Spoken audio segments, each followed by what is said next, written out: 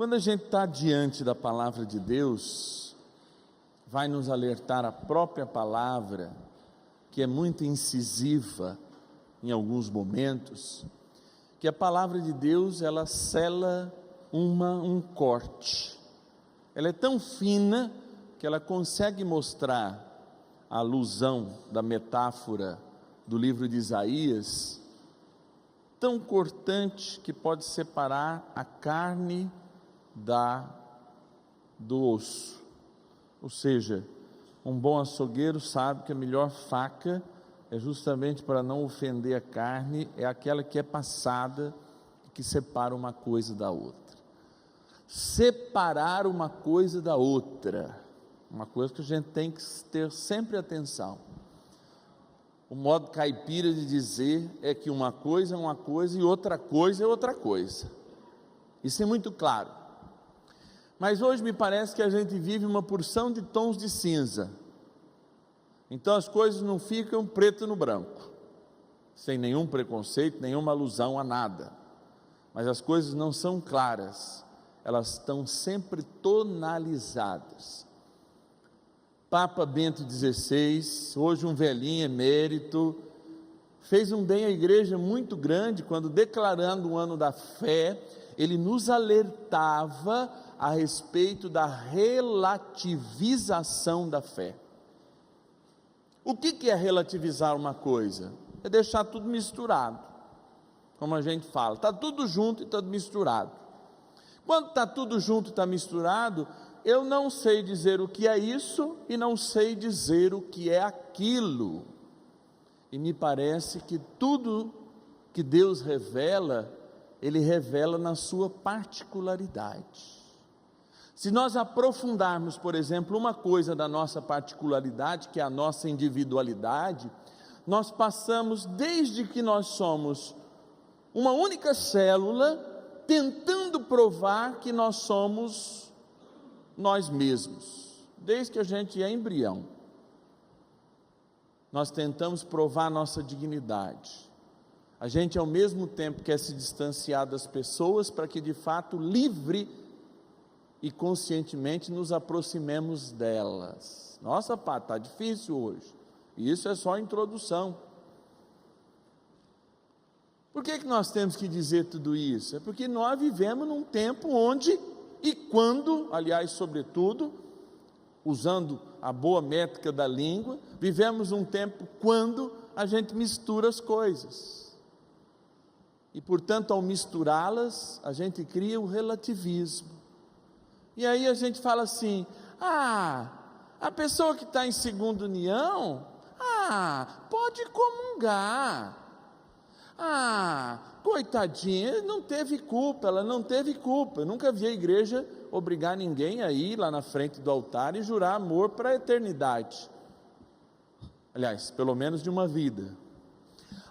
Isso aí, a missa, a gente pode relevar, eu posso inventar as coisas a hora que eu quiser e colocar na missa as minhas invenções. Não posso, não é meu, é um bem que está fora de mim, é uma propriedade que não é minha, mas é de Deus. Então nós vamos relativizando as coisas, relativizando a sexualidade. Hoje eu chego no meu grupo de jovens e falo assim, vamos falar de sexualidade. Padre, isso aí não é problema seu. Eu sei que eles não falam isso diretamente, porque eu tenho 1,90 m, não é? E eu posso dar um tapão na orelha ainda deles, né? Mas eles falam isso com os olhos. O que o senhor tem a ver com isso? Não, a minha sexualidade. Eu tenho um amigo muito sincero, um grande amigo, no meu grupo de jovens lá, o Juec, que é o Pedro, vou nominá-lo aqui, e o Pedro é super sincero. Ele chega junto mesmo, ele fala assim, padre, eu não sei não, mas as pessoas não vivem mais assim não. Eu falei, mas não é porque as pessoas não vivem assim que nós não podemos viver assim. E é isso que Jesus está falando. Mas por que a igreja, ao trabalhar nessa liturgia, que é uma liturgia milenar, ela coloca primeiro 2 preâmbulos, 2 introduções. Primeiro, a misericórdia. Se vocês estão lembrados, sabem mais que eu da Bíblia, certamente, Ló e Abrão, aliás, era Abrão ainda, né? Eles se dividem num certo momento, um fica no lado de Sodoma, né? Que era um lugar muito próspero, né? Que chovia muito, ele fica lá, porque eles têm uma disputa lá, os seus pastores estão disputando, que ovelha é mais bonita, etc e tal. E Ló foi um dos que acompanhou Abraão, é um primo querido dele, de lá. Num determinado momento eles se separam, e Ló vai fazer a experiência nesse lugar, que parecia assim, tipo esse tempo que a gente vive, progresso da ciência. Sodoma era um lugar de progresso, de chuva, né? De pastagens bonitas, e aí a palavra de Deus até garante ali no Gênesis, ficou com a melhor parte. Para Abrão não deixar de lado essa experiência, Deus fala, mas através de ti vai nascer uma geração tão numerosa. Ele é lembrado dessa promessa. Enfim, lá acontece aliança, e em Sodoma não acontece aliança. E de repente Deus viu que não tinha mais jeito de tocar o projeto de Sodoma adiante, porque dando a prosperidade, eles se esqueciam da dificuldade, e Sodoma representa isso, uma vida sem sofrimento, uma vida hedonista, uma vida que todo mundo faz o que quer, do jeito que quer, na hora que quer, tripudia Deus, tripudia liturgia, tripudia vida. Esse é o significado para nós.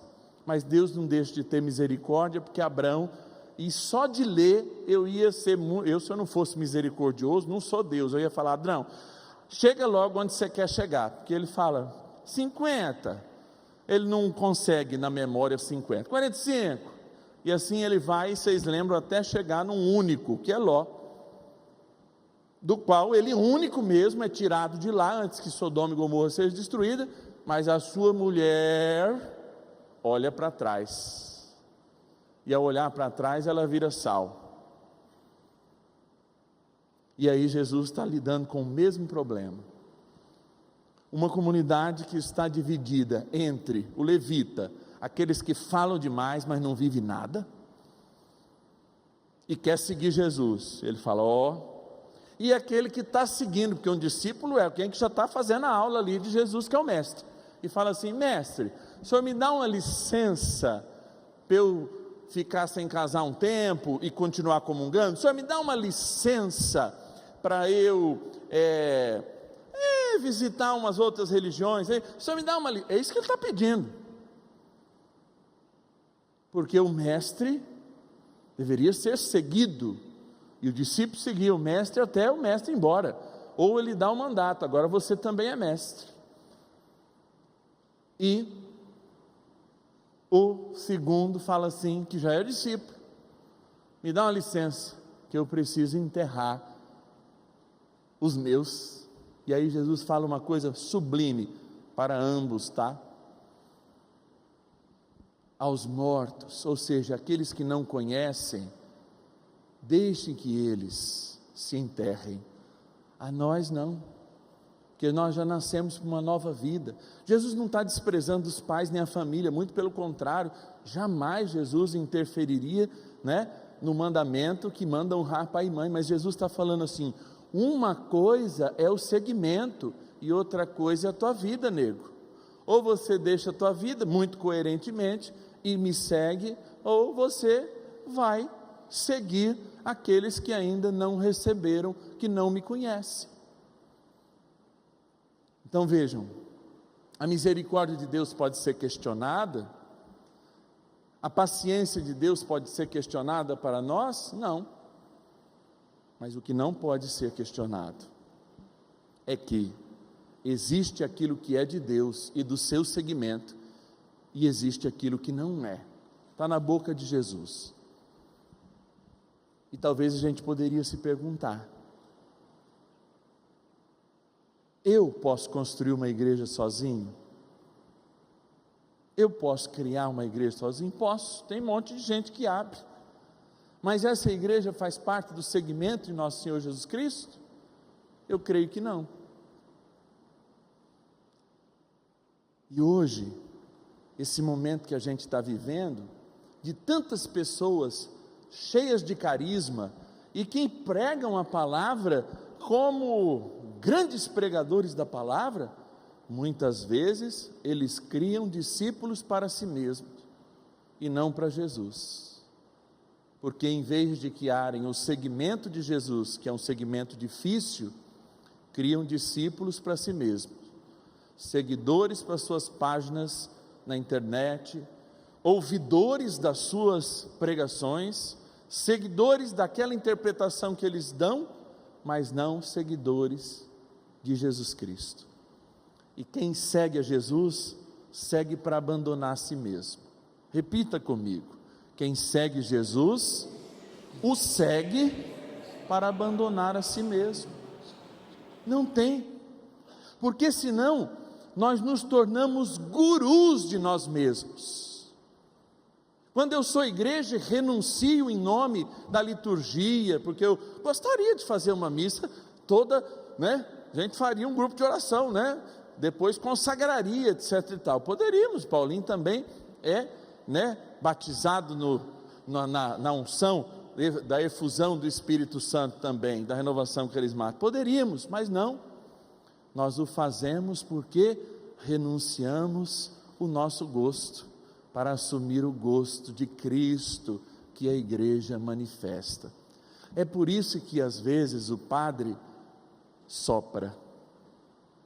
Quando fala, é 40, é 30, mas é por isso que o bom pai, às vezes, chega para lá, dá uma apertadinha no cinto, porque é a nossa obrigação, inclusive missionária, de profetizarmos o que não pertence ao coração de Deus e à sua igreja. Que bom, nós estamos reunidos aqui e temos essa possibilidade, junto com o Brasil inteiro, refletir a dureza do Evangelho, mas nós não refletimos como aqueles que estão mortos, nós refletimos como aqueles que estão vivos, e portanto, temos condições de mudar. Vamos repetir isso? Nós não refletimos a palavra,